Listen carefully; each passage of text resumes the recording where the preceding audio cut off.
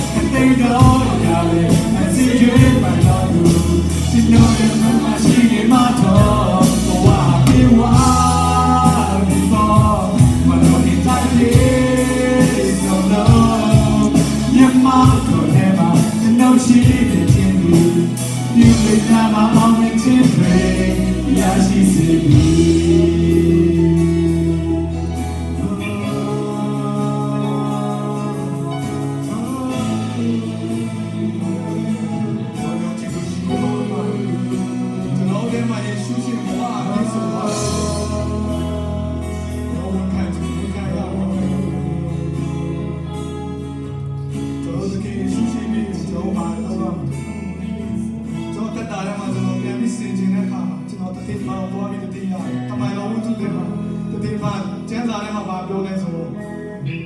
တတိမာယုံကြည်ခြင်းနဲ့တရှင်တော်ဝိညာဉ်တော်နဲ့ပြေဝတော့သူရဲ့တတ်တာထဲမှာမိတ်ဆွေကြည့်ကြည့်ပါသူကလောကနဲ့အစိုးရခုပေါ်တော့မယ်သူတခင်တော့အများကြီးလုပ်ပေးတော့တယ်သူရဲ့တတ်တာတခင်တော့စေကံခဲ့တယ်သူလူတွေကကြောက်ခဲနဲ့ပြစ်တတ်တော့တယ်သူပြစ်တတ်တဲ့လူတွေကိုပြန်ပြီးမေတ္တာပြပေးနိုင်ခဲ့တာဖြစ်သူကြောင့်လူတွေမြောက်များစွာလူမြောက်ခြင်းကိုခံစားခဲ့ရတယ်သူ့ကိုကြည့်နေဆိုကိုကျွန်တော်တို့ရဲ့ယုံကြည်သူတွေတတ်တာထဲမှာလည်းဒီပန်ကဲလို့ဖြစ်စေတော့ကျွန်တော်တို့ကိုရောရဲ့လူတော်ဖန်ဆောင်နိုင်လို့ဒီမှာဖြစ်စေတော့ဟာလေကျွန်တော်တို့တခင်တော့ပါတယ်လို့ပြောနိုင်တယ်မိတ်ဆွေဖျားကိုချစ်တယ်ဆိုမိတ်ဆွေဖျားတခင်ရှိတယ်ဖျားနဲ့အတူတူရှိတဲ့ဒီဖျားเจ้าမိတ်ဆွေရောက်လာမှဖြစ်တယ်ဒါဖျားကိုချစ်လို့ဖြစ်တယ်ဒါပေမဲ့မိတ်ဆွေလူကိုချစ်တယ်ဆိုရင်မိတ်ဆွေသူတို့ကလည်းချင်းတရားပြောကြမှာဖြစ်တယ်ကျွန်တော်လူချစ်တယ်ဆိုလူကဲတင်ချင်းတရားသူကဲတင်ငရေကနေလွတ်မြောက်တဲ့